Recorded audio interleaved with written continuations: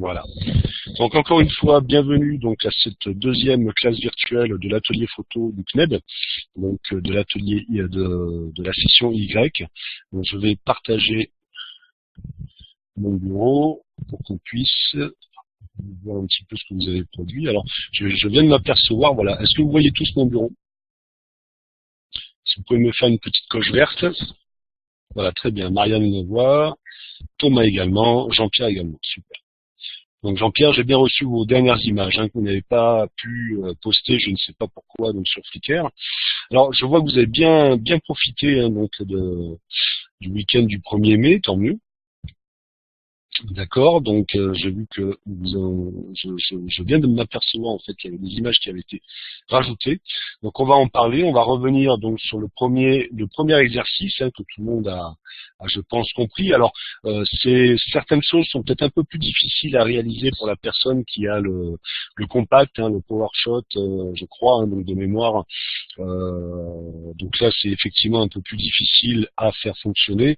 Alors je sais plus, je crois que c'est par là que j'ai vu ça.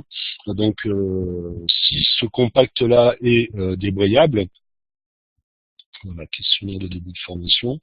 Si ce compact-là est débrayable, donc effectivement, on peut réaliser certaines choses en jouant avec la loi de la réciprocité. Donc, bon, le Canon 5D, donc ça c'est déjà du très bon matériel. Voilà, le Canon PowerShot, donc qui est un petit compact. Alors, il faut savoir que les professionnels utilisent aussi les petits compacts. Donc, d'abord, c'est facilement transportable, plus facile qu'un Canon 5D par exemple, et puis donc c'est facilement dissimulable. On peut le mettre dans une poche, dans un sac à main, etc. Donc, Marianne, si vous avez ce type de matériel, peut-être qu'il y aura certaines choses que vous aurez du mal à réaliser. D'ailleurs, vous l'avez peut-être vu en réalisant peut-être l'atelier 2. C'est moi, voilà, il est débrayable, d'accord. Et donc sinon, le reste, effectivement, vous avez du bon matériel. Donc, voilà. J'ai lu aussi donc les attentes de tout le monde. Donc, ça c'est moi. Il est où? Flickr. Donc, cette fameuse loi de la réciprocité. Donc, pour reprendre les explications que j'avais mis dans mon cours, la caméra obscura, en fait, existe, encore une fois, depuis l'Antiquité, donc ça date pas d'aujourd'hui. La photographie numérique n'est pas une révolution, c'est une évolution. On a remplacé simplement la pellicule par un capteur, sinon le système en lui-même reste le même. C'est-à-dire, vous avez une boîte noire, vous avez un système optique, donc un objectif, qui permet donc de ramener tous les rayons lumineux en un seul et même point, qui est la couverture du format que vous utilisez. Et donc, pour bien gérer la lumière, etc., eh bien, il y a 3 paramètres à prendre en compte, c'est-à-dire la sensibilité que vous allez afficher. Donc, la sensibilité de l'appareil photo, c'est le premier réglage que vous allez faire sur votre appareil photo. En fonction de cette sensibilité, en fonction d'un flux lumineux donné, par exemple, ici, nous avons la tour Eiffel avec un très beau soleil. Donc, ici, on a un très grand flux lumineux, on a beaucoup de lumière. Donc, en fonction de cette sensibilité et de cette lumière, l'appareil photographique va nous donner un couple vitesse-diaphragme. Quand on est en mode P, par exemple, P comme programme. Et donc, dans ce cas, on peut faire évoluer ce couple dans un sens ou dans l'autre, si, en fonction des résultats que l'on veut obtenir. Si, par exemple, on veut une grande profondeur de champ, on va privilégier un diaphragme fermé. Donc, qui dit diaphragme fermé en fonction des conditions dit vitesse lente, donc nécessite parfois, même souvent, donc l'utilisation d'un pied photo. Et là, dans ce cas, on a une grande profondeur de champ. Si on veut figer un mouvement, par exemple un coureur, comme ici, qui court, donc à ce moment-là, on va privilégier une vitesse rapide afin de figer le mouvement. Qui dit vitesse rapide, dit diaphragme ouvert, bien sûr, pour respecter la réciprocité, et donc dit peu de profondeur de champ. Donc quand on a compris ce système-là, donc là vous avez Thomas par exemple qui a très bien réalisé son exercice. À diaph 16, vous voyez très bien que la main de la jeune femme est floue parce que qui dit diaph 16, on ferme le diaphragme, on laisse passer peu de lumière, il faut compenser par un temps de pause long. Donc forcément, on ne fiche pas le mouvement. Et dans le cas contraire, donc ici à 4, alors là il y a une légère surexposition, par rapport aux autres, mais ce n'est pas bien grave. Donc diaphragme 4, on laisse passer beaucoup plus de lumière. Et donc forcément, on a une vitesse rapide, on va compenser, et là, on va figer un mouvement. Hein, donc voilà, Cécile, elle n'a pas tout fait, je crois. Marianne, je vérifie, mais il me semble avoir vu. Voilà, l'arrière-plan flou, bonne luminosité grâce à une grande ouverture, cela permet un temps de pause court. On va avoir un sujet net, voilà, donc qui dit court, vitesse rapide, hein, donc voilà. Le tout, c'est d'en comprendre le principe. Alors, effectivement, les photographes ensuite, hein, comment dire, passent cet aspect technique au second plan. Hein, donc, ils vont se concentrer à ce qu'ils vont mettre dans leur cadre, même si le côté technique est quand même très important. Hein. J'ai des élèves donc sur Marseille qui passent le BTS photographie. C'est vraiment très technique. On va rentrer à l'intérieur de la fabrication d'un capteur, par exemple.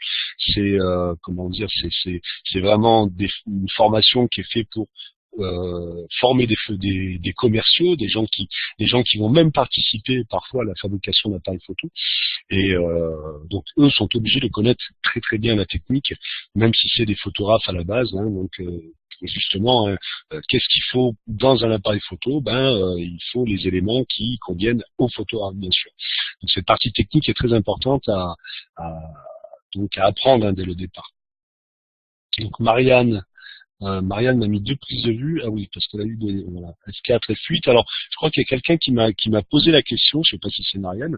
Il y a parfois, alors c'est étonnant, mais des appareils photo qui ne vont pas au-delà de 8. Alors, ou au-delà de 16.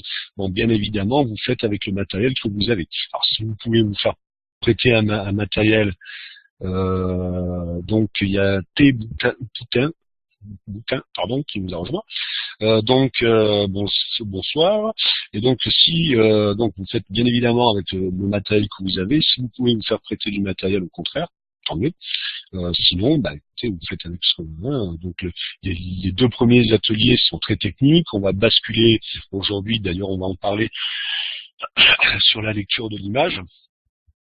Alors d'une manière très on va dire succincte, hein, globale, hein, bien sûr. Hein, on va pas parler de sémiologie, etc. Même si j'en parle un petit peu dans le cours qui a été ouvert aujourd'hui.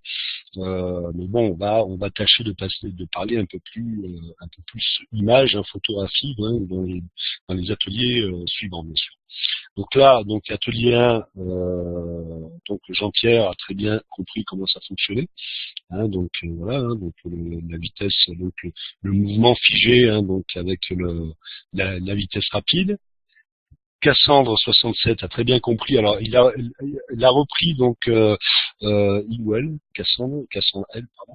Elle a repris mon exemple, hein, donc de base, qui c'est pas moi qui l'ai inventé, mais enfin c'est une élève du CNED, hein, d'un atelier précédent qui en a eu l'idée. Alors c'est vrai que c'est pas mal, hein, de faire tourner une roue de vélo quand on en a un, quand on peut le faire.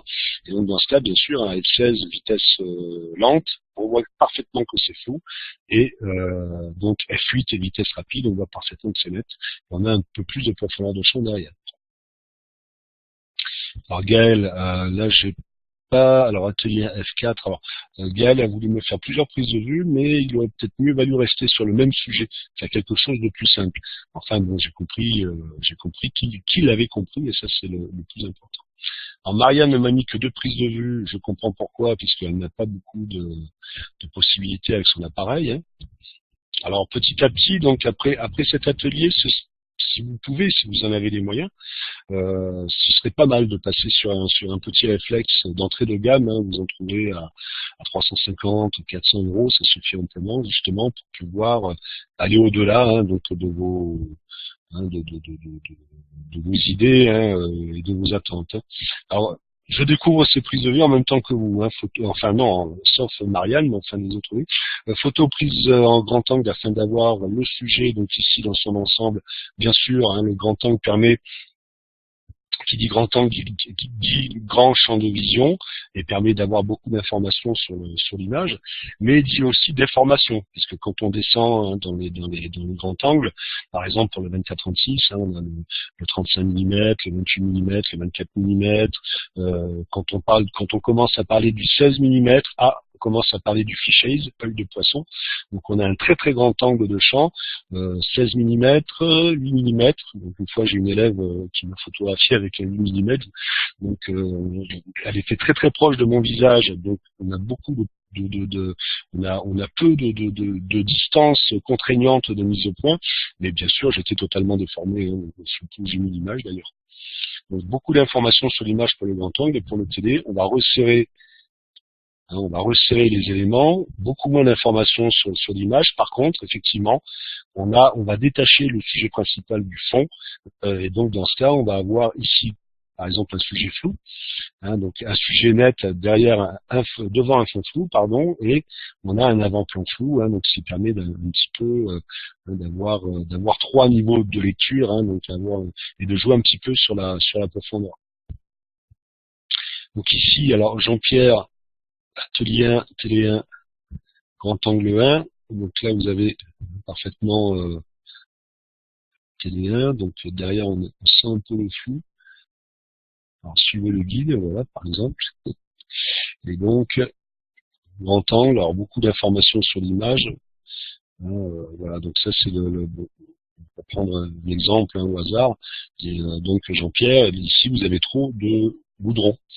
Donc ça c'est le type même d'une image en panoramique que l'on peut réaliser. Enfin j'imagine que en fonction du temps qu'il a fait en plus, que tout le monde a fait comme il a pu, et c'est normal. Et donc c'est déjà bien d'avoir fait des prises de vue. Alors atelier grand angle, là, on retrouve toujours le même exemple. Donc, le grand angle qui permet d'avoir beaucoup d'informations et qui permet de gérer également la profondeur de champ.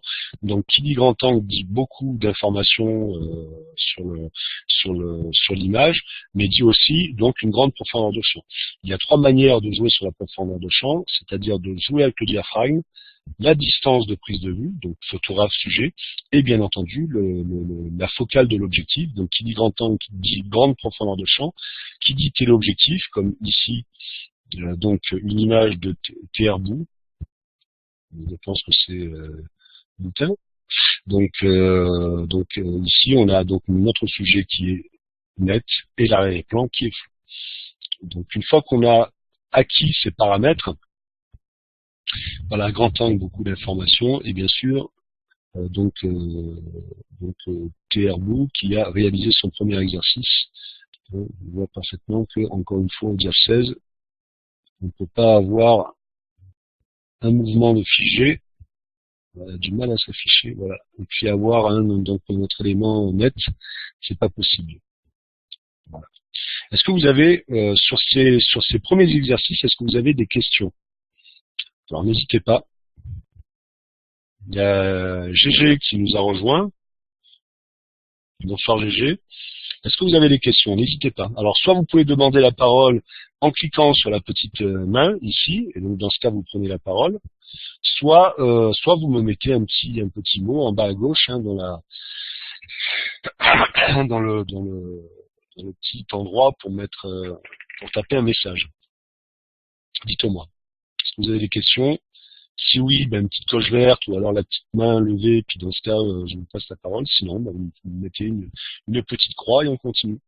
Alors, j'ai vos images, c'est vrai Jean-Pierre, j'avais oublié, j'avais préparé vos images. Alors là, grand angle, donc avec une faible distance de prise de vue, même avec un grand angle, quand on est très très proche, on va jouer tout de même sur la profondeur de l'image. Et donc dans ce cas, donc sur la profondeur de champ. Ça c'est alors la deuxième prise de vue. Alors là, vous avez un flou de bouger. Et comme vous avez été donc travaillé au téléobjectif, et c'est bien d'avoir fait cette prise de vue là, parce que ça va me permettre d'expliquer une petite astuce donc aux autres. Lorsqu'on travaille au téléobjectif, il ne faut pas descendre à une vitesse plus basse que la focale du téléobjectif que l'on utilise. Qu'est-ce que ça veut dire? Ça veut dire que si on a un téléobjectif 300 de focale 300 mm par exemple, et ben sur mon appareil photo, il ne faut pas que j'aille plus bas que le 1/300e de seconde. Sinon, j'ai un flou de bouger. D'accord? Si je suis au 1/200e, au 1/250e ou 1/125e de seconde, j'ai plus de chances d'avoir donc un flou de bouger que au 1/300e. Voilà. Et c'est logique. Pourquoi? Parce qu'on va réduire tellement le champ de vision que si on n'a pas quelque chose sur lequel se poser, oui, je vous écoute. Boutin? Excusez-moi, je vous appelle certainement par votre nom parce que le T, je ne sais pas ce que ça veut dire. Peut-être que vous allez me le dire. Alors, si vous voulez me parler, vous appuyez en haut à gauche sur parler et vous prenez la parole. Oui? Vous avez un petit problème de micro, je crois. Vous avez un petit problème de micro. Alors, pour vérifier ça, vous allez en haut à gauche, vous avez donc les outils. Dans outils, et vous réglez l'audio et puis le micro. Alors, ça doit être par là, si mes souvenirs sont bons. Voilà, sinon, vous pouvez me mettre un petit message en bas à gauche, pour le temps que vous trouviez ce qui se passe, parce que moi j'ai tout donné accès, donc tout le monde devrait pouvoir prendre la parole sans problème. Donc en haut à gauche, dans outils, vous pouvez donc régler l'audio et puis donc votre micro normalement. Voilà. Je vous laisse faire. Si jamais vous avez un souci, revenez vers moi. Oui, je vous écoute. Je vous écoute. Alors, je vois que votre micro n'est pas branché. Alors vous avez, voilà, j'ai un petit, peut-être que vous le voyez à l'écran, hein, j'ai un petit micro rouge à côté de votre nom. Et normalement, il doit être orange ou alors il doit être vert. Alors si vous avez un système comme le mien, vous avez un micro, est-ce que vous m'entendez bien là? Du micro, Oui, donc en fait, moi ce que j'avais comme je vous entends. Oui. Ah, pourtant non, je vous entends par à-coup. C'est Thierry, c'est ça? Allô? Non? le paramètre du micro, pourtant je suis bon. Voilà, donc si vous avez un système comme le mien, encore une fois, vous avez sur le fil du micro, vous avez la possibilité de couper ou d'allumer votre micro. Là, je vous entends. Et vous avez aussi un petit volume hein, que vous pouvez baisser ou monter. Donc parfois c'est ça, sans faire exprès, on l'éteint et puis Alors, je regarde si le son, non, c'est... Voilà. Vous m'entendez bien là, là, je vous entends par un coup. Là, je vous entends. Je vous écoute.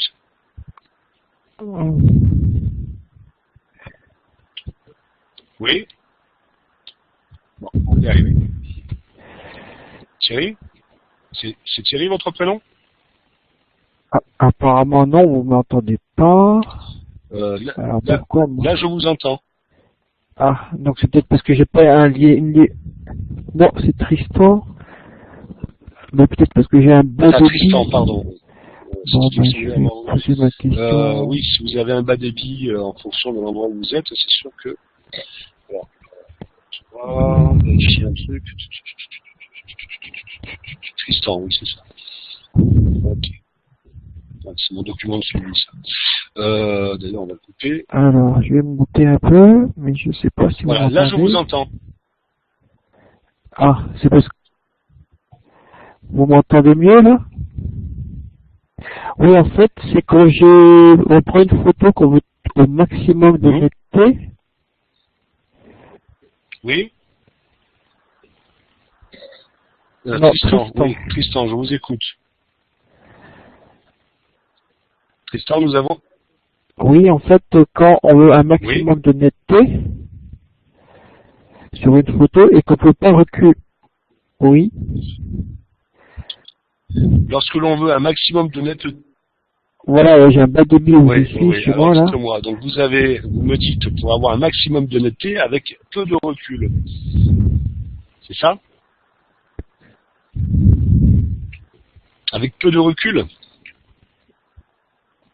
Donc, je disais, en fait, quand on veut avoir une photo nette, maximum, et quand, en fait, quand le début est un peu flou, comment on peut faire pour arriver à gagner Oui. Bon, je crois qu'on m'entend pas bien. Je vous entends par à coup. Alors, j'ai compris. Bon, je vais...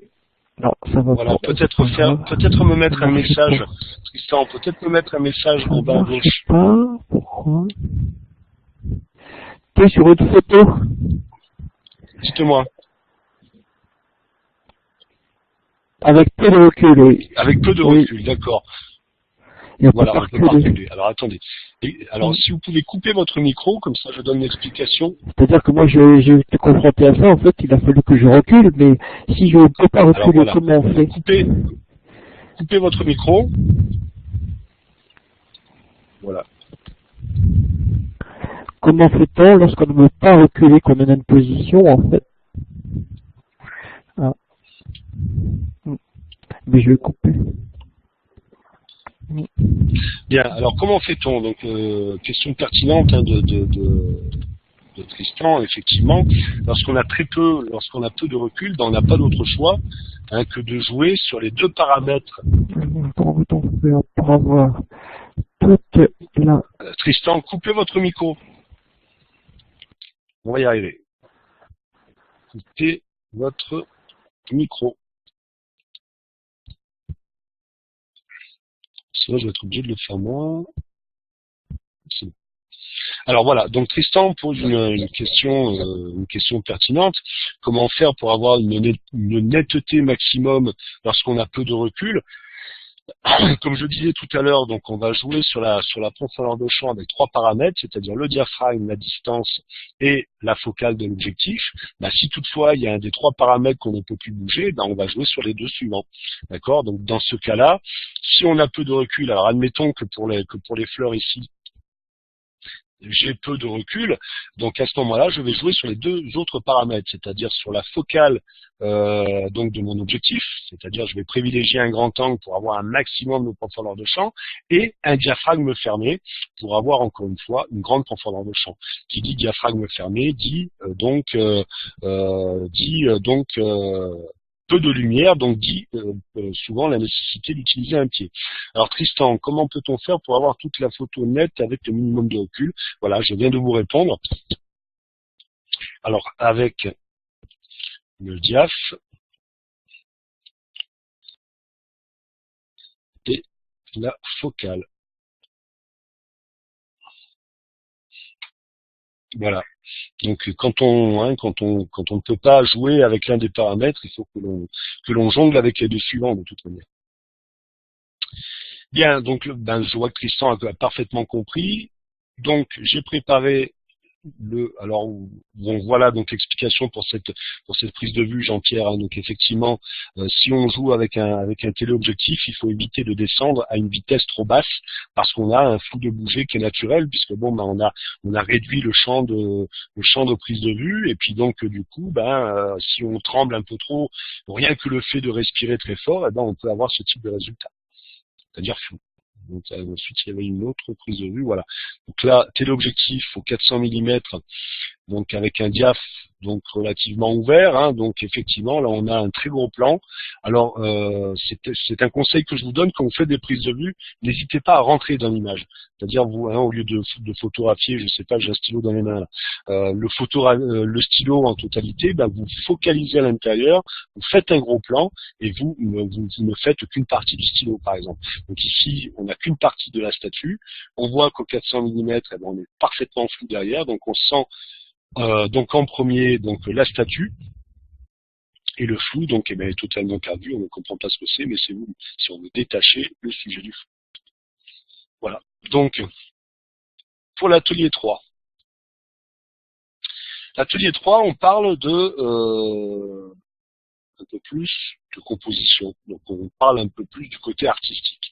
Alors encore une fois, ce n'est pas avec cette formation qui ne dure que 3 mois d'ailleurs que vous allez devenir photographe ou un grand artiste ou n'importe quoi d'autre. J'ai travaillé pendant 7 ans avec un régisseur de studio qui a travaillé pour le cinéma sur Paris, etc. Qui lui me disait qu'il fallait 10 ans hein, pour faire un photographe. Un photographe va passer par la phase de réflexion en fait, hein, comme on l'a vu au tout début. J'ai dû vous l'expliquer. Alors, on va agrandir le champ parce que là, non, on va le réduire plutôt. Hop, hop et hop. Voilà. tout le monde puisse voir et que je puisse avoir accès à mon tableau. Photographie veut dire écrire avec la lumière. Donc on va, nous photographes, distinguer deux choses, le photographiable et le photographié. Qu'est-ce que ça veut dire? Ben, le photographiable, c'est ce que l'on voit. C'est ce que l'on trouve beau. Par exemple, bon, j'habite à côté d'Apt, hein, donc en Provence. Quand c'est le moment des lavandes, donc on peut très bien se balader dans un champ de lavande et puis voir un bel arbre avec à l'autre il y a une belle lumière. Voilà, donc le photographe lambda, lui, ben il va dire oh c'est beau, il va prendre son appareil et puis appuyer sur le bouton. Or, un photographe, lui, va passer par une phase de réflexion, c'est-à-dire avant d'appuyer sur son bouton. Entre parenthèses, je vous précise que vos appareils photo sont garantis pour un certain nombre de déclenchements, d'accord? Avant, en argentique, on avait 36 poses, donc on ne pouvait pas en faire plus, donc on réfléchissait avant de faire nos images. Avec le numérique, c'est facile, on appuie sur le bouton, si c'est pas bon, on efface et puis on recommence, etc., etc. Or, c'est pas vrai. Votre appareil photo s'use, ok? Et si vous appuyez n'importe comment, sans réfléchir sur votre bouton, bah forcément, vous aurez des images qui ne seront pas belles et que vous trouverez moches, donc vous allez les effacer, donc et puis votre appareil photo va s'user pour rien. Et puis réflexion faite, vous serez obligé vite de le changer. Hein, donc voilà, donc un photographe lui passe, que ce soit en argent, surtout en argentique, mais aussi en numérique, passe par une phase de réflexion. Et cette réflexion vient de notre culture, de la manière dont on a été élevé. Si on a fréquenté, bon moi c'était pas le cas quand j'étais plus jeune parce que j'étais dans des quartiers un peu durs, mais bon, quand on a la chance après d'avoir accès à la bibliothèque, donc au musée, aux expositions, etc. Ben on y prend goût et c'est comme ça qu'on va former notre œil. Et on va s'apercevoir petit à petit que bon, en fait, la photographie vient des mots, vient du texte, etc. Donc la composition de l'image vient de là. La lecture de l'image. Donc on va prendre une image et la lire dans notre sens de lecture à nous, c'est-à-dire de la gauche à la droite, et puis on va la balayer de haut en bas. Hein, donc c'est un système qui permet donc d'identifier donc tous les éléments de la prise de vue. Entre parenthèses, hein, donc on a, puisque j'enseigne aussi sur un logiciel que l'on appelle InDesign. Donc ça, ce sont des cours. Alors j'ai eu l'idée tout à l'heure de vous montrer ça. En fait, quand on regarde un magazine, vous prenez un Voici, je ne sais pas si ça vous tente ce genre de lecture, moi pas en tout cas, mais si vous prenez un Voici, vous prenez Le Monde, vous prenez un livre illustré, etc., vous verrez qu'il y a une organisation du texte et des mots dans la page. Voilà. Cette organisation n'est pas anodine, elle n'est pas faite au hasard. Dès le Moyen Âge, peut-être même avant, ils avaient cette manière d'organiser le texte sur la page afin que celui-ci soit lu plus facilement, compris plus facilement. Et donc dans ce cas, ils avaient ce qu'on appelle une grille. Alors la grille, qu'est-ce que c'est? C'est une organisation que l'on va poser sur notre page et avec des carrés et qui va nous permettre donc de mettre à l'intérieur nos blocs, nos images, etc. Donc on va regarder, on va lire quelque chose d'illustré, un journal, un magazine, etc. exactement de la même manière qu'une page imprimée, hein, qu'une photo. Donc en fait la lecture de l'image est la même. Et quand on a dans une page, donc là j'ai l'exemple d'un livre, hein, quand on a même dans une double page une image animée avec des grands aplats vides pour justement calmer l'œil, un élément qui va nous permettre de nous faire rebondir sur un texte et donc à ce moment-là de sortir de l'image, donc on a déjà une lecture beaucoup plus claire de ce que l'on a sous les yeux. Ici vous avez un autre exemple, par exemple vous avez donc un titre, vous avez des visuels qui nous mènent ici vers donc du texte, qui nous explique peut-être l'explication ou alors qui nous donne des indications sur le visuel de droite ici, et qui va nous renvoyer ici sur l'élément d'information à gauche, qui va nous donner des informations sur l'image qu'il y a à droite. Vous voyez, donc tout ça, donc là vous avez l'exemple d'une grille par exemple. Hein, donc là, la distance qui sépare entre les deux prises de vue sur cet exemple-là, sur ce livre, c'est ce qu'on appelle une rigole. Donc la rigole ici est la même que celle-ci. Donc là on a ici positionné donc sur deux carrés le texte, ici on l'a fait dépasser exprès. On a mis nos prises de vue, on a rangé nos prises de vue et on a rangé notre texte bien aligné sur la dernière prise de vue ici, dans des blocs, puisque bon, le logiciel InDesign, je ne sais pas si certains connaissent, mais c'est un logiciel de graphiste, hein. C'est un logiciel de graphiste, donc de mise en page. Donc ceux qui font les catalogues, etc., se servent de ce type de logiciel-là. Et c'est la gestion de blocs, en fait. Donc ici, on a un bloc texte. Ici, on a 3 images qui peuvent correspondre à 3 blocs. Et ici, on a un autre bloc texte. Donc cette organisation visuelle du texte et du visuel dans l'image permet une meilleure lecture. Une meilleure lecture d'un magazine. Et bien, une photographie s'organise de la même manière. C'est exactement ça. D'accord ?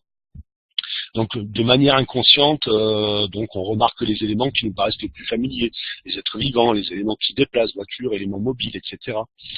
La règle des tiers. Alors, vous avez, d'ailleurs, il faudra que je change cette prise de vue parce que bon, elle n'est pas géniale. Donc, vous avez donc ce que l'on appelle la règle des tiers et après ce que l'on appelle la règle de Phi. Hein, donc, c'est diviser dans le sens horizontal et vertical l'image en 3 blocs, puisqu'on a vu à peu près, j'ai donné quelques explications sur la grille que l'on utilise sur InDesign, en 3 blocs qui vont nous permettre d'organiser nos éléments dans l'image. Donc ici, nous avons ce que l'on appelle une ligne de force, hein, donc à l'horizontale et à la verticale, et aux intersections, d'ailleurs c'est pas très égal, il va falloir que je refasse, aux intersections, nous avons ce que l'on appelle les points forts. C'est sur ces points forts-là que l'on va mettre notre élément le plus important. Par exemple, si vous faites un portrait, d'ailleurs vous verrez, non, vous le savez pas, mais oui, Tristan qui m'écrit quelque chose, très bien, vous préférez passer par l'écriture, je pense que ce sera mieux. Donc, sur les 3 ateliers qui suivent, vous avez des exercices supplémentaires à ce qu'ont eu donc les sessions précédentes. C'est-à-dire on a décidé d'intégrer donc la photographie de portrait dans nos exercices et progressivement on a aussi décidé d'intégrer la photographie d'objet. Parce qu'on s'est aperçu, alors voilà, comment prendre une photo sans flash lorsque l'arrière-plan est de plus en plus sombre.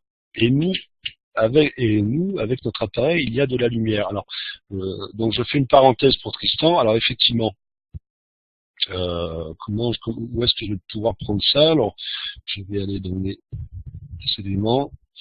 Pour Tristan, alors, on prend le temps. Hein. Personnellement, j'ai tout le temps qu'il me faut. J'espère que vous l'avez également. Mes cours de bac, et j'ai mon cours sur le flash électronique. Filtre, flash électronique. Voilà. Alors, mon cours sur le flash électronique de reportage ou de studio, hein, donc on va le réduire un peu pour qu'il puisse. Alors, le flash de studio, ce qui n'est pas. On peut en parler si vous voulez, mais enfin l'utilisation voilà, donc, qu'est-ce qui va faire qu'on va être. Voilà. Sur nos appareils photo, donc je fais une parenthèse pour Tristan, nous avons 3 modes d'exposition, enfin je parle plutôt pour les réflexes, hein, pour les petits compacts, c'est peut-être pas le cas, mais enfin bon, nous avons 3 modes d'exposition. Nous avons ce que l'on appelle la synchronisation sur le premier rideau, la synchronisation sur le deuxième rideau et ce que l'on appelle la synchronante. L'appareil photographique, quand on est au flash et quand on est en TTL, c'est-à-dire en tout automatique, lorsque l'on va faire des prises de vue à l'intérieur, il va se mettre automatiquement sur une vitesse de synchronisation qui va être à peu près de l'ordre du 1/60e de seconde. D'accord ? Lorsque l'on est à l'extérieur et qu'on utilise le flash, s'il y a beaucoup de soleil, il va se mettre à la vitesse de synchronisation la plus élevée sur les appareils réflexes. Généralement, cette vitesse est de l'ordre de 1/250e de seconde, c'est-à-dire rapide, parce qu'il y a beaucoup de lumière.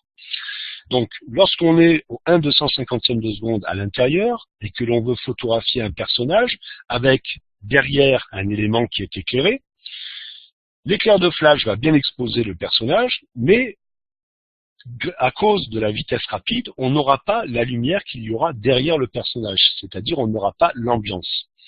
Donc, comment fait-on? Eh ben, on passe, quand on est à l'intérieur, soit à la synchronisation des hémoïdons, soit à la synchronisation lente, c'est-à-dire au lieu d'être au 1/250e de seconde en vitesse rapide à l'intérieur, on va, lorsque l'on travaille en manuel, c'est comme ça que je faisais mes mariages, je travaillais en manuel, donc on va se mettre à une vitesse de synchronisation qui sera de l'ordre du 1/30e de seconde, ou voire même du 1/15e de seconde. Au 1/15e de seconde, vous allez photographier votre personnage. Généralement, il ne bouge pas, hein, donc vous allez figer le personnage avec l'éclair de flash, et comme vous êtes en vitesse lente, on aura l'ambiance derrière, c'est-à-dire on aura notre lumière derrière le personnage que l'on verra sur la prise de vue. Alors je ne sais plus si j'ai mis un exemple ici. Je crois pas, non. Bon, ça c'est les générateurs de studio. Non. Non, j'ai pas mis de, voilà. Donc là, par exemple, pour vous donner un petit exemple, hein, donc de prise de vue studio. Donc ici, on sent ici le bleu de l'éclairage au flash, donc qui va éclairer la scène en totalité, d'accord. Et là, dans le fond, on sent un léger jaune. Et bien, ce jaune-là, c'est la lumière de la boîte à lumière ici, qu'on appelle une boîte à lumière, et c'est une lumière qui reste constamment allumée, c'est une lumière qui donne une lumière jaune, parce qu'elle est de l'ordre de 3200 degrés Kelvin à peu près, donc c'est à peu près la lumière équivalente au coucher du soleil, hein. Donc voilà, donc là on a travaillé en vitesse lente pour avoir donc l'éclair de flash, bien sûr, et pour pouvoir capter cette lumière-là, qui nécessiterait donc beaucoup plus de temps d'exposition. Voilà. Est-ce que Tristan, cette explication vous va? Alors j'espère que malgré votre faible débit, vous avez écouté mon... Ok, vitesse lente. Et oui, si on est à l'intérieur, admettons que vous fassiez un mariage pour un ami un jour, eh ben faites en sorte de bien régler cette vitesse d'obturation. Vitesse lente. Alors attention, il m'est arrivé de faire des mariages donc à l'église, par exemple, de Fos-sur-Mer. Je ne sais pas si vous connaissez le sud, hein, autour de Marseille, etc. L'église de Fos-sur-Mer, elle est totalement noire, elle est sombre à l'intérieur. Donc, si vous photographiez les mariés en train de signer les registres dans un endroit qui est sombre, ben même en vitesse lente, ben l'appareil va pas inventer ce qui n'existe pas. S'il n'y a pas d'éclairage dans l'église, il y aura rien de toute manière. Par contre, si vous êtes à l'intérieur d'une mairie qui est éclairée, le marié signe le registre. Vous figez le marié avec l'éclair de flash, et grâce à la vitesse lente, vous aurez donc la lumière ambiante derrière, le plafonnier, par exemple, de la mairie, etc. D'accord? Voilà, j'ai fini ma petite parenthèse. Je vais essayer de récupérer mon cours, je sais plus où il est. C'était du PDF, si mes souvenirs sont bons. Voilà, c'est ça. Donc, pour en revenir à la composition, donc nous avons cette règle-là à respecter dans un premier temps. Ce que l'on appelle la règle de Phi, eh ben, on va simplement rajouter des rigoles, comme pour la présentation d'InDesign tout à l'heure pour une mise en page d'un livre ou d'un texte, etc. Et donc c'est ce qu'on appelle la règle de Phi, et ça permet de régler encore plus précisément nos éléments dans l'image. Alors vous allez me dire, oui, mais Monsieur Salom, quand on photographie des joueurs de foot, par exemple, bon, c'est pas évident de se mettre sur le point fort, etc. Eh bien, figurez-vous qu'avec l'expérience et qu'avec le temps, eh ben, on y arrive. On arrive à mettre notre footballeur en train de s'élancer pour taper le ballon de la tête. Voilà, on arrive à le placer sur une ligne de force et ou sur un point fort, etc. Donc au fur et à mesure, on arrive tout de même à régler donc nos éléments correctement dans l'image. Vous voyez, donc par exemple ici, j'ai photographié cette image, donc j'ai une première ligne ici en haut qui vient toucher, qui vient lécher en fait le haut de la 5 victoires à Aix-en-Provence, et là nous avons une deuxième ligne qui est faite, réalisée avec les blés, qui vient donc positionner donc nos éléments, asseoir nos éléments sur la ligne de force du bas. Alors on peut jouer aussi sur un troisième élément, donc là je vous ai parlé des deux éléments, c'est-à-dire hauteur et largeur de l'image. On peut travailler sur un troisième élément aussi. Donc le troisième élément, c'est la profondeur de l'image. Rien ne nous empêche, par exemple dans cet exemple, donc rien ne nous empêche de jouer sur le regard qui va par curiosité, hein, se poser ici au fond, et on pourrait très bien avoir un deuxième personnage ou un élément qui viendrait nous donner donc comment dire, un élément d'explication à l'ensemble. Les lignes. Alors les lignes, c'est quand on regarde en bas, c'est quelque chose de négatif. On est malheureux, on est triste. Quand on regarde vers le haut, on va s'élever. On va penser à quelque chose de positif. Donc nous, dans notre culture, donc on a une écriture qui va de la gauche à la droite. Donc quand on fait partir un élément en hauteur de la gauche à la droite, on regarde vers le haut, donc c'est quelque chose de positif. Dans le cas contraire, on a quelque chose de négatif. Alors tout ce qui est ligne, alors si vous photographiez des montagnes ou des choses comme ça, tout ce qui est ligne un peu cassée, ça peut donner quelque chose d'instable. Si vous avez des lignes qui permettent d'adoucir un petit peu le regard, par exemple un chemin ou quelque chose comme ça, une route, on a quelque chose déjà d'un peu plus doux. Voilà, j'ai fait cette prise de vue Palais Longchamp à Marseille. Moi c'était la lumière qui m'intéressait, parce que donc ça permettait de souligner la forme de la rambarde du Palais Longchamp. Donc entre parenthèses, je ne donne pas cette explication-là. Alors oui, pour Thomas, effectivement, il est préférable de placer l'horizon sur une ligne de force.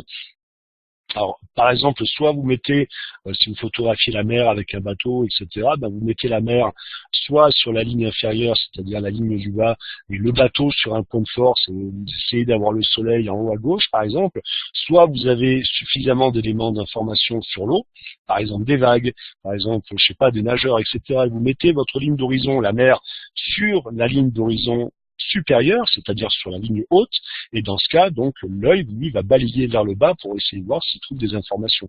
Alors, entre parenthèses, les meilleurs moments pour faire des prises de vue, c'est un jour après la pluie, par exemple, parce qu'on a un ciel bleu, généralement, chargé de beaux nuages.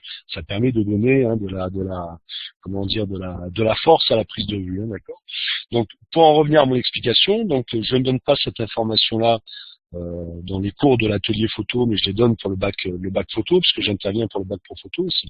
Donc, pour faire tourner un objet, pour qu'on sente le volume d'un objet, eh bien, il faut qu'il y ait de la lumière, et puis il faut qu'il y ait des ombres aussi. Ça permet de donner le volume, la forme de l'objet. Il y a un cas où on ne veut pas d'ombre, si par exemple on fait de la mode et qu'on veut photographier un visage pour une crème par exemple ou quelque chose comme ça, donc on va faire en sorte sur le visage de ne pas avoir d'ombre. Donc là on va éclairer d'une manière plate. Mais quand on photographie des objets, quand on fait de la nature morte, etc., il vaut mieux toutefois avoir des ombres, parce que les ombres c'est la vie, et puis bon, s'il n'y a pas d'ombre, il n'y a pas de vie sur une image.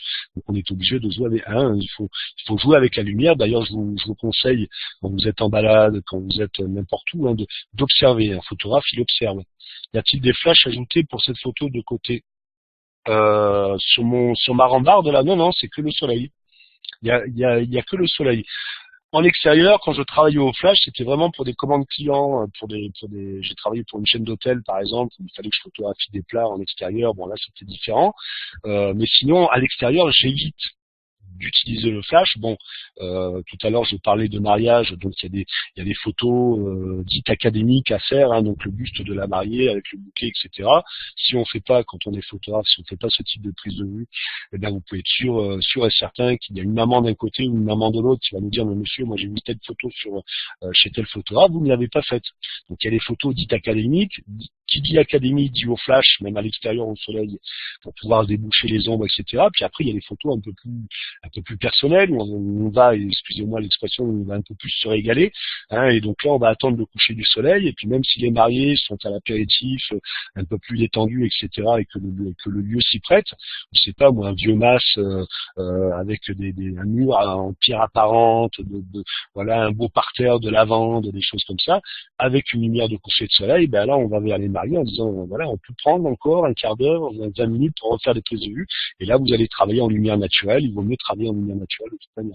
Alors il y a des fois On peut pas faire autrement que d'utiliser le flash. Si vous faites un reportage sur le maire de votre ville ou de votre village qui va inaugurer, je sais pas moi, le nouveau gymnase, et bon bah là vous êtes obligé d'utiliser le flash parce que là vous partez en reportage. Ça peut être un reportage journalistique. Il faut que vous rapportiez l'image du maire qui va serrer la main je sais pas de l'architecte par exemple, etc. Bon. Mais dans la plupart des cas, il vaut mieux travailler sans flash, c'est beaucoup plus sympa. Alors il y a des cas comme la macrographie. Donc j'ai pas mis d'exemple, c'est vrai qu'on aurait pu, c'est vrai que c'est un truc qu'on pourrait rajouter encore. Hein. La photo macrographie, donc on peut utiliser un objectif spécial, donc on peut être amené à rajouter des flashs autour de l'appareil, voire même autour de l'objectif, pour pouvoir photographier un insecte ou quelque chose comme ça. Et c'est là on rentre dans la photo macrographie, quelque chose d'un peu plus compliqué. Alors les contrastes de masse, on peut jouer sur les masses aussi. Alors là, bon, j'ai un exemple un peu simple. Hein. Donc là, on a un petit gamin avec le vélo là, parce que j'ai fait des courses de VTT également. Donc on a un sens de lecture hein, qui va vers le haut. On peut jouer sur ce type d'image aussi. Hein. Donc on a un aplat très clair hein, qui va tout de suite attirer le regard. On va être attiré par le personnage, on va regarder autour, on va s'apercevoir que c'est simplement une porte ouverte. Donc une porte ouverte donc sur l'extérieur, et puis c'est la forme de la porte qui dit qu'on est dans un palais, etc. Entre parenthèses, je vais vous poser une petite question. Si je veux avoir de la matière ici dans mon ciel blanc, d'accord, quel type de mesure de lumière je vais utiliser? Qui pourrait répondre à ça? Vous avez vu ça dans les cours. Il existe 3 manières de mesurer la lumière, de faire une mesure de lumière. Lesquelles? Alors Jean-Pierre, lui, est en train d'écrire quelque chose. Alors j'attends la réponse de Jean-Pierre. Est-ce que Thomas, Tristan, Marianne connaissent la réponse? N'hésitez pas à demander la parole hein, si vous voulez parler. Hein. Et puis bon, on est entre nous, hein, faut pas non plus se gêner. Hein. Alors Jean-Pierre, qu'est-ce qu'il me donne comme réponse? Qu'est-ce qu'il aurait fallu que je choisisse comme mesure de lumière hein, pour pouvoir ici avoir donc alors voilà, évaluative. Alors ce que l'on appelle évaluative, c'est tout simplement, alors Tristan a raison, hein, c'est la mesure spot. Alors Jean-Pierre n'a pas tort aussi. Ben, là j'ai fait ma prise de vue avec ce que l'on appelle la mesure de lumière matricielle, c'est-à-dire j'ai fait une mesure globale sur la totalité de l'image. Bon, l'appareil photo, lui, m'a pas fait le miracle. Ok, il a vu qu'il y avait un grand aplat. Balance des blancs, non, ça n'a rien à voir avec la balance des blancs. La balance des blancs gère le rendu des couleurs sur l'image, pas l'exposition. D'accord? Donc, on pourra y revenir plus tard. Hein, vous pourrez me poser d'autres questions, il n'y a pas de souci. Donc là, en mesure matricielle, mon appareil photo, il voit cette scène, il en fait une mesure de lumière. Il s'est dit oh là là, il y a des choses très foncées, des choses très claires. Là, je vais en faire la moyenne. Je vais faire la moyenne de tout ça. Et donc Jean-Pierre, donc effectivement, le fait que je vois le personnage, c'est parce qu'il est un petit peu à l'ombre, parce qu'il est de dos, mais bon, s'il était au fond de la cour, on le verrait beaucoup plus clair. Donc l'appareil photo m'a déjà fait une moyenne de ça. Ce qu'il faut faire, donc Tristan a raison, c'est changer son mode de mesure. Alors on va aller chercher un autre courant, donc l'exposition à droite c'est pas ça, mesure de lumière, c'est ça. Ouais, c'est ça. Donc voilà, c'est ça, dans la mesure de lumière, oula, je vais trop vite. Voilà. Donc la mesure évaluative, que l'on appelle aussi la mesure spot, permet de mesurer uniquement sur le centre de l'image. Donc dans mon exemple précédent, si j'avais fait ma mesure de lumière sur mon ciel ici, qui était peut-être bleu, qui était peut-être chargé de nuages, je m'en souviens plus très bien. Donc dans ce cas, tout le reste aurait été encore plus noir. D'ailleurs, ça aurait peut-être même fait une meilleure prise de vue, mais j'aurais eu la matière, c'est-à-dire les éléments dans mon blanc ici là. On aurait deviné, par exemple, si mes souvenirs sont bons, il y avait un autre bâtiment au fond. Si le ciel était bleu, ben on aurait vu le bleu du ciel, etc., etc. Donc ne perdez pas ça de vue, hein, vous avez 3 systèmes de mesure de lumière. La matricielle, donc qui va faire la mesure de lumière sur la totalité de l'image et va vous en faire une moyenne. Vous avez la pondérée centrale, alors elle va faire une mesure de lumière sur le centre de l'image et un petit peu le tour du centre, et va vous donner une moyenne, et la mesure spot, qui lui va vous mesurer, alors sur certains boîtiers on peut régler ce diamètre, hein, sur 3% par exemple sur le centre de l'image. On appuie un petit peu sur notre déclencheur, on va faire la mesure de lumière sur ce que l'on veut, donc avec le centre de l'image, et après on va décaler tout en gardant notre doigt donc appuyé sur le déclencheur, on va décaler notre cadrage pour pouvoir cadrer correctement, et dans ce cas on va pouvoir prendre la prise de vue. Voilà, c'était juste une petite aparté, hein, technique. L'échelle des plans. Donc là, ce n'est pas un autoportrait, d'accord. Donc l'échelle des plans. Alors j'ai pris cette image-là pour des raisons de droit. Hein, il y en a-t-il une qui n'est pas très conseillée? Non, en termes de Tristan, en termes de mesure de lumière, c'est le photographe qui choisit. Hein. Vous savez, un appareil photo, c'est bête, hein, c'est comme un ordinateur. Hein, si on lui donne pas des choses à manger, là c'est pareil. C'est le photographe qui choisit quel mode d'exposition il veut utiliser. Moi, j'ai une préférence pour la mesure spot, mais bon, dans des cas, par exemple comme celui-là, voilà, donc là j'ai pris la mesure matricielle, et donc il m'a fait une moyenne de ce qu'il voyait, quoi. Hein, donc l'échelle des plans. Alors il faut savoir que en photographie, nous avons les mêmes codes, les mêmes plans qu'au cinéma, c'est-à-dire le très gros plan, le gros plan, plan poitrine, plan taille, plan américain. Donc là, imaginons que c'est son genou, hein, donc le plan américain, c'est le plan qui vient juste au-dessus du genou. Alors on l'appelle, d'accord, oui. Moi aussi, Jean-Pierre, j'ai pas compris pourquoi vous dites moi aussi, j'ai perdu le fil. Mesure de lumière, non. Voilà, mettez-moi un semblant d'explication. Merci. Donc le plan américain, c'est le plan qui est juste au-dessus des genoux. Vous préférez la mesure spot. Moi, je suis constamment bloqué dessus. Bon, après, des fois, pour un portrait ou quelque chose comme ça, je me remets en matriciel ou en pondéré. Enfin, généralement, c'est la mesure spot.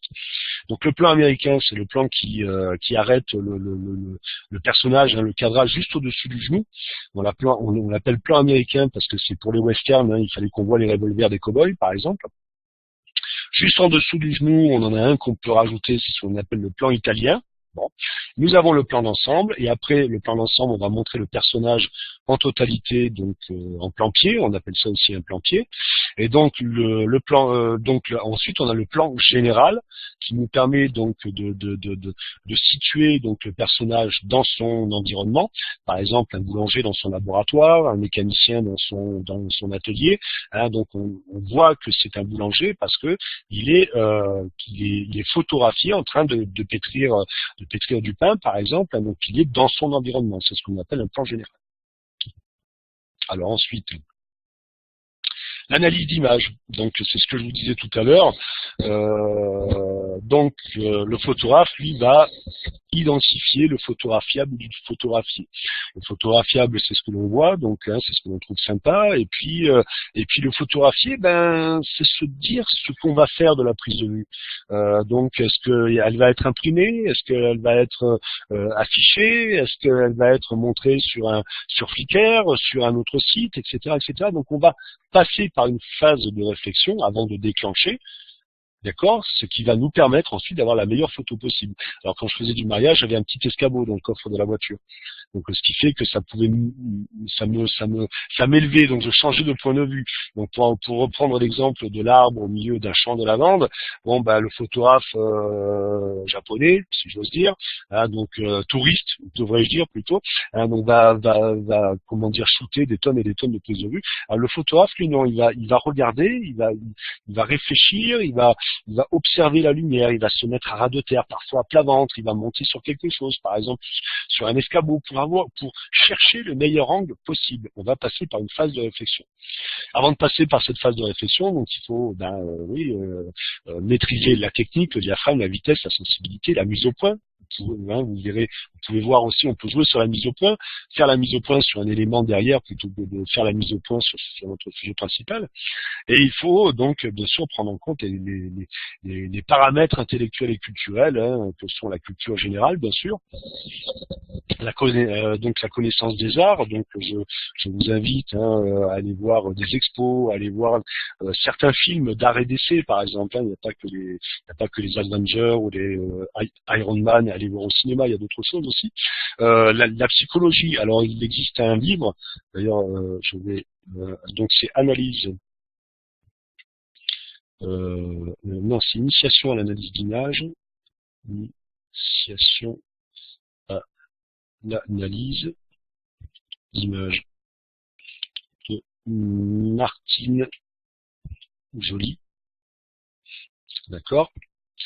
Alors l'initiation à l'analyse d'image de Martine Joly est un petit bouquin. Alors c'est comment dire, c'est très c'est pas Da Vinci Code à lire, hein, donc on parle de psychologie, c'est que vraiment ça vient de l'image, hein, la psychologie. Donc elle explique dans ce bouquin que la première image que va se faire l'enfant de son propre corps quand il va le dessiner. Donc il va dessiner un gros rond pour le corps, un petit rond pour la tête et puis des allumettes pour les bras et les jambes. Et puis petit à petit, les images dans son cerveau, dans ce qu'il voit, etc., vont se forger. Donc elles vont se mettre, voilà. Et donc à l'intérieur de ce bouquin, donc elle fait l'analyse donc d'une publicité pour les vêtements Marlboro. Bon, aujourd'hui ça s'appelle plus Marlboro, où on voit un cow-boy à cheval, etc. Donc c'est un bouquin intéressant à lire. Un peu dur à lire, mais enfin bon, ça nous explique quel est le cheminement de lecture d'une image et pourquoi ça fait appel à la psychologie. Donc les capacités d'analyse, le passage d'un objet en 3 dimensions en 2 dimensions, le passage de la couleur en noir et blanc, etc., etc. On a plein d'éléments comme ça qui vont nous faire réfléchir et qui vont faire qu'on va avoir la meilleure image possible, d'accord ? Donc, comme je disais, donc la photographie vient des mots, il y a du texte. Ok, donc on parlait de la mise en page du texte pour qu'il soit le mieux lu possible dans un livre, dans un magazine, etc. Une photo, c'est pareil. Et on retrouve les mêmes éléments. On retrouve donc le paradoxe en photographie, on retrouve la litote, on retrouve des tas de choses comme ça qui viennent des mots. Et donc, pour pouvoir donc lire correctement une image, on va la lire. Il existe plusieurs degrés de lecture, hein. Par exemple, si on regarde une photographie de voiture, on va avoir en premier la voiture, c'est le premier niveau de lecture. Après, on va disséquer le reste et arriver à un deuxième niveau de lecture, voire même jusqu'à un troisième niveau de lecture pour pouvoir en sortir d'autres choses. Donc là, c'est ce qu'on appelle les signifiants, donc les formes, les compositions, le cadre, etc. Les signifiés de dénotation, c'est le premier niveau de lecture, c'est ce que je viens d'expliquer. Le deuxième niveau de lecture, ce que cela suggère, pourquoi une photographie de voiture, ça suggère les vacances peut-être, ça suggère la liberté, ça suggère des tas de choses, hein. Le luxe aussi, si on montre la photographie d'une grosse voiture sportive par exemple, etc. Vous pouvez trouver très facilement sur internet un monsieur qui s'appelait, parce qu'il est décédé, donc Roland Barthes, et donc qui lui analyse une publicité pour les pâtes Panzani. Donc dans cette publicité des pâtes Panzani, vous voyez donc un filet à provision qui descend, donc qui se vide de la gauche à la droite, donc qui descend de la gauche à la droite, donc ça rappelle une corne d'abondance. Cette prise de vue, elle est faite sur un fond jaune-vert, ce qui rappelle l'Italie. Dans ce filet à provision, vous avez des légumes frais, etc. Puis vous avez les pâtes, le paquet de pâtes. Donc les légumes frais veulent dire, vous pouvez vous faire une sauce maison, d'accord. Donc après, vous avez une petite boîte de sauce tomate toute prête. Ça veut dire, si vous n'avez pas le temps de faire une sauce maison, vous pouvez tout de même goûter au goût de l'Italie avec la sauce tomate Panzani, vous voyez. Donc il y a des tas d'éléments comme ça, en publicité notamment, qui permettent d'amener la personne soit à créer un besoin, soit à rappeler quelque chose, par exemple le fond rouge-vert qui rappelle le drapeau italien, etc., etc. Des thèmes, donc la nature morte. Bon, par exemple, là je me suis amusé, alors c'est que de l'argentique que vous voyez là. Là, je me suis amusé chez moi à photographier des éléments avec un halogène de garage. Donc j'avais un halogène ici à gauche et un réflecteur blanc qui renvoie la lumière, qui va réfléchir la lumière pour rééclairer à droite. Et j'ai une prise de vue, bon on n'aime pas la photographie d'objet, hein, mais on a une prise de vue sympa et facile à réaliser. Le paysage, bon là en Guadeloupe, hein, donc voilà, j'ai fait cette photographie de paysage en montrant la diagonale. On a un comment ça s'appelle un ciel très très chargé de nuages, etc., qui permet de, avec le noir et blanc, donc d'accentuer un effet dramatique, un effet vraiment pesant, un peu comme certains filtres qu'utilisait Hitchcock dans ses films en noir et blanc. Je pense notamment à Psychose, hein, son film d'épouvante. C'est plutôt un thriller. Le portrait. Alors le portrait, bon ça j'ai fait ça en studio, mais enfin on peut très bien en faire à l'extérieur avec donc la lumière, ça peut très bien être le soleil, la lumière qu'on peut diffuser, un soleil très dur qu'on peut diffuser à travers un drap blanc par exemple, etc. Donc d'un côté, un réflecteur de l'autre, c'est-à-dire un panneau blanc. Ce panneau blanc, ça peut être un panneau de polystyrène, vous voyez, quelque chose comme ça. Et donc dans ce cas, on a le sombre le côté sombre qui est rééclairé. La photographie sportive, bon, on peut trouver des tas de cas. J'ai très peu fait de photographie sportive, mais bon, ça peut être ici comme le Trophée Massiglia à Marseille, donc c'est à l'intérieur d'un gymnase, le flash était interdit, de l'argentique, des pellicules parfois avec des sensibilités. Bon, alors j'ai un effet de mouvement, mais enfin bon, cette prise de vue là dans un magazine sportif, on me la refuse. Ce qui est intéressant ici, c'est de voir qu'avec une faible luminosité et forcément une faible vitesse, on arrive à avoir un effet de mouvement. Ce qui n'est pas le cas sur celle de gauche, hein, puisque bon, on était en plein soleil, je suivais des gens qui faisaient du VTT, bon, il y en avait un qui était tombé, qui montrait au loin un chien ou un loup, hein, donc on peut avoir des cas un petit peu particuliers comme ça. Bon, le studio, c'est bien de la publicité, hein, donc ici vous avez donc une photographie de carafe. Alors si vous allez par exemple sur internet, vous tapez Weston. Alors Weston, lui, donc était un photographe, et lui il a pris un poivron un petit peu déformé, il a mis une jolie lumière autour. Il a fait une prise de vue et puis il a fait un chef-d'œuvre, tout simplement. Donc ça veut dire quoi? Ça veut dire que le moindre objet un petit peu anodin, donc chez vous, ben, si vous mettez une jolie lumière Weston, alors je vais vous l'écrire, si vous mettez une jolie lumière autour, Weston, alors si vous mettez une jolie lumière autour, eh ben vous pouvez faire une très très belle prise de vue, quoi, hein. Donc ici, bon, alors il y a des techniques différentes pour photographier aussi bien de la nature morte de ce type que de la transparence, de la matière, etc. Sur les ateliers prochains, vous verrez ce que l'on a rajouté pour cette session-là en prise de vue d'objets à faire à la maison. Si vous n'avez pas de matériel photo, je me doute parfaitement, vous pouvez vous amuser à travers la fenêtre de la cuisine, par exemple, hein, si vous avez une jolie lumière qui passe au travers. Une lumière donc qui passe au travers de la vitre, des panneaux blancs qui viennent renvoyer la lumière sur le devant de la prise de vue, vous pouvez très bien vous amuser comme ça.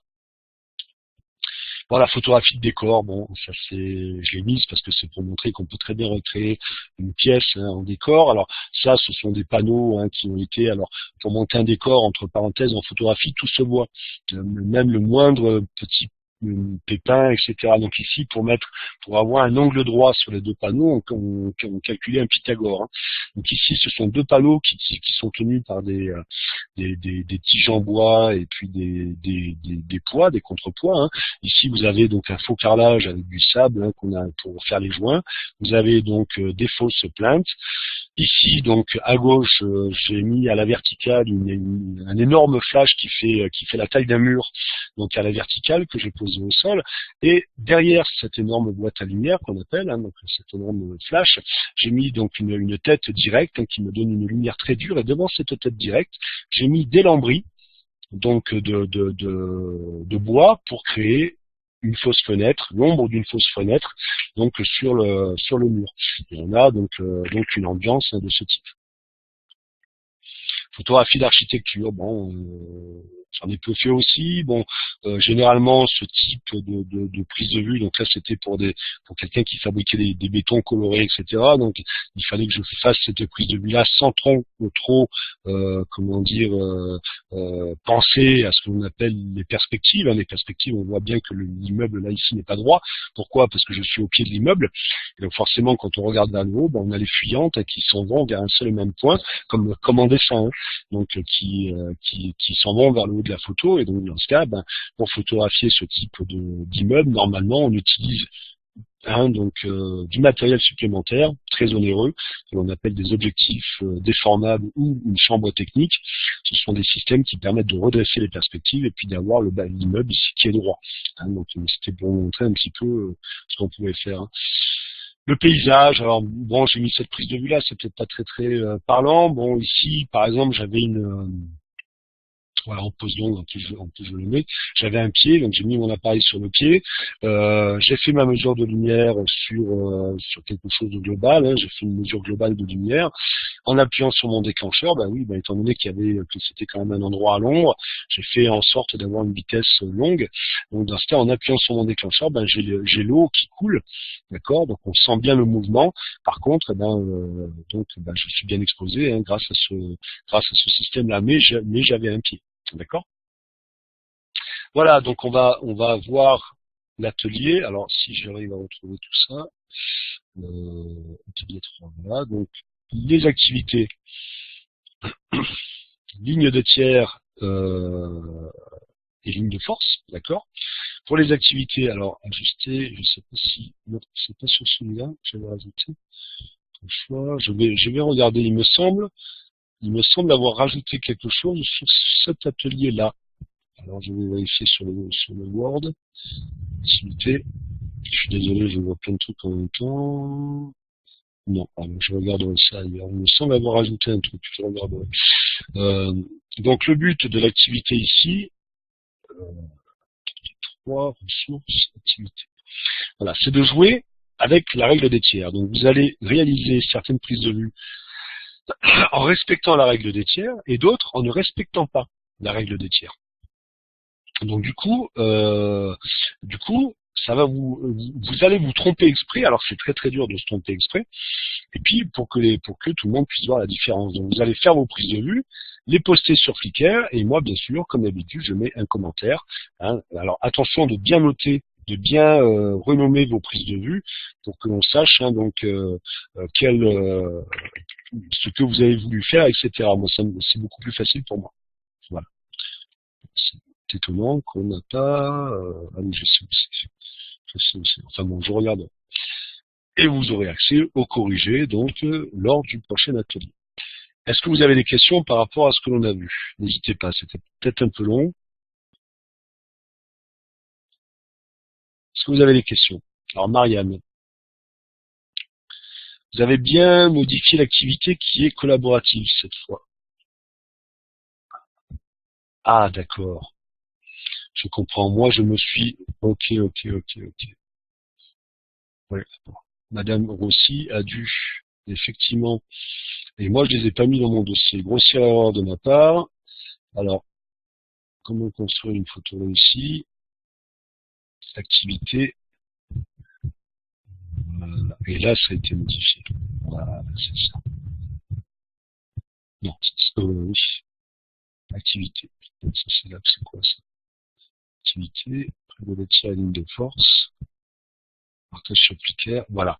Exercice supplémentaire. Voilà. Oui, alors effectivement, donc grossière erreur de ma part, j'ai été chercher les éléments que j'ai modifiés sur un autre ordinateur. Donc ça je l'ai modifié sur un autre ordinateur, ce qui fait que je ne les ai pas sur l'ordinateur que j'utilise là. Alors effectivement, l'ancienne activité était collaborative, c'est-à-dire tout le monde devait travailler en groupe, donc en fonction du nombre, on faisait des groupes, etc. Et ce groupe-là, par exemple de 4-5 personnes, devait désigner la personne qui avait fait la plus jolie prise de vue et à ce moment-là, la poster sur Flickr. Or, on s'est aperçu que c'était préjudiciable pour ceux qui étaient un peu moins doués, puisque ça voulait dire qu'en fait, il n'y avait que les belles photos qui devaient apparaître sur Flickr, alors que ce n'est pas c'est pas le but. Donc on a modifié l'activité pour que tout le monde puisse mettre ses photos sur Flickr et tout le monde les commente. Mais cette activité collaborative sera sur des images que tout le monde aura postées sur Flickr et tout le monde devra mettre, par exemple, Tristan devra peut-être voilà, dire à Thomas, ben tiens, comment vous avez fait cette prise de vue-là, je la trouve sympa, ou alors Marianne qui dira, ben Jean-Pierre, cette prise de vue-là, je l'aurais vue de cette manière-là, je l'aurais vue de cette manière-là, pour que vous puissiez échanger des idées, pour que vous puissiez donc avoir comment dire, des échanges entre vous qui vous permettent donc d'avancer et d'évoluer. Hein, donc ça c'est voilà, donc ça date de votre atelier, donc vous avez quelque part de la chance. C'est là où j'ai inclus donc de la photographie de portraits, donc qui vous permettent donc de vous essayer, pourquoi pas, hein, donc au portrait. Et effectivement, je vous ai mis donc un exemple de prise de vue très simple à faire à la maison. Donc c'est une de mes élèves du CFA qui a fait ça. Vous avez un set de table, vous avez donc des grains de poivre de couleur, une cuillère en bois, quelques éléments, et vous pouvez faire donc une prise de vue de matière avec une lumière légèrement en contre-jour qui peut être sympa. Rentrer dans l'image, c'est-à-dire vous pouvez couper le manche de la cuillère, on n'a aucun intérêt de voir la cuillère en entier, couper dans le set de table ou dans la nappe ou dans la table en bois que vous pouvez peut-être avoir à la maison, et à ce moment-là vous pouvez créer une prise de vue supplémentaire. Alors ces prises de vue là, ne sont pas véritablement obligatoires. Ce qui est important, c'est la première partie surtout. Mais si vous voulez vous amuser à les réaliser, libre à vous, vous les mettez sur Flickr et je mets un commentaire, d'accord? Pour vous servir d'un contre-jour, donc là j'ai mis un schéma d'éclairage, vous pouvez vous servir par exemple de cette fameuse vitre de la cuisine, hein, par exemple, en contre-jour, avec des panneaux blancs à gauche et à droite qui vont renvoyer de la lumière devant, et à ce moment-là, vous pouvez créer une prise de vue sympa. Hein, donc pour ce type de photos, il n'y a pas besoin d'avoir de grands moyens. Voilà. Est-ce que vous avez d'autres questions? Non, Tristan, le voyage en Guadeloupe n'est pas compris. Non, désolé. Ça c'est non, désolé. Pas de voyage en Guadeloupe. Est-ce que vous avez d'autres questions à poser? N'hésitez pas. Hein.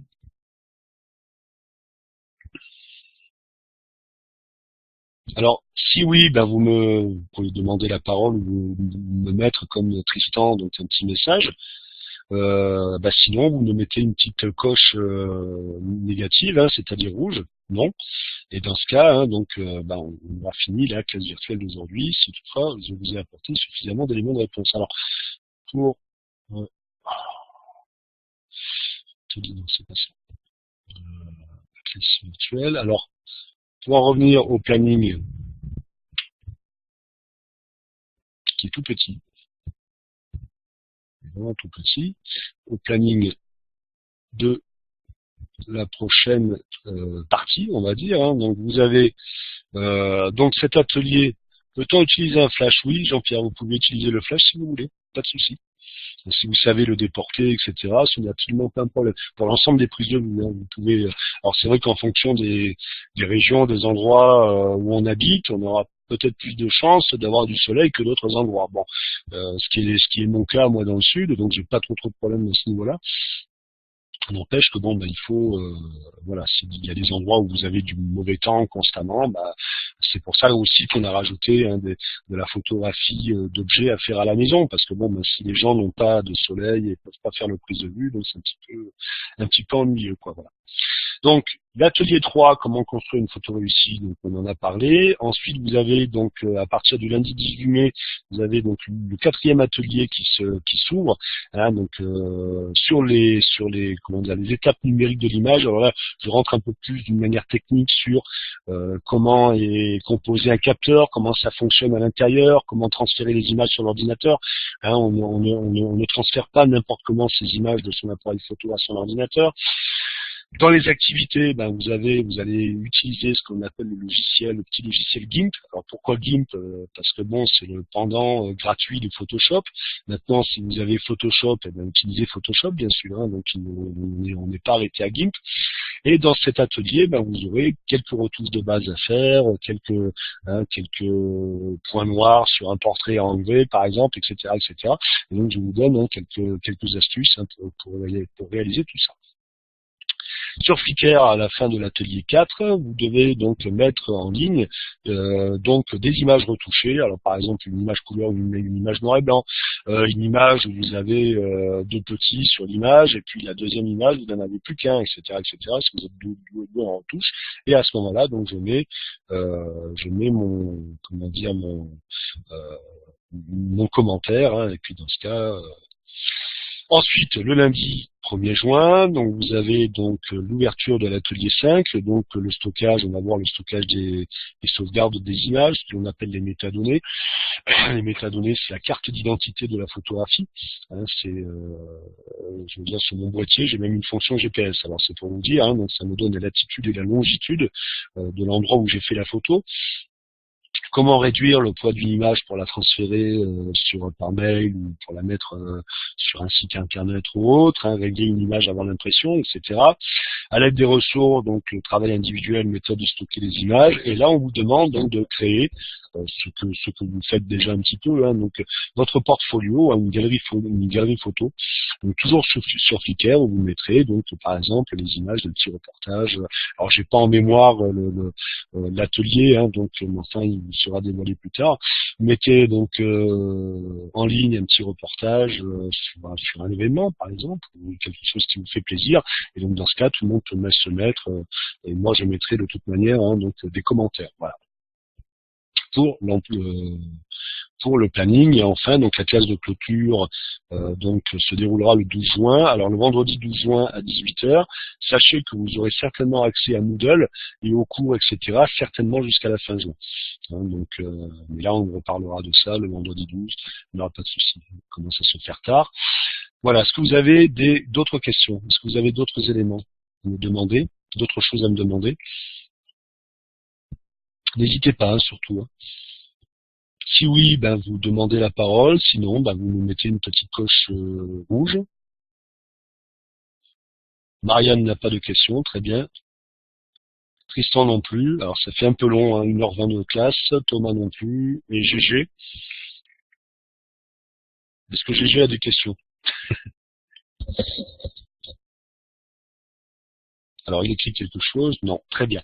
Ok, bah écoutez, on va clôturer donc cette deuxième classe virtuelle en vous souhaitant de passer une très bonne soirée, en vous souhaitant de réaliser de bonnes images. Et puis donc je reste toujours, hein, sur Moodle, je reste toujours disponible, je réponds aux questions le plus vite que je peux, hein, bien sûr. Hein, donc, bon voilà, je vous souhaite de passer une très bonne soirée, bonne continuation à tous et à bientôt donc sur Flickr. Et bon appétit. Au revoir.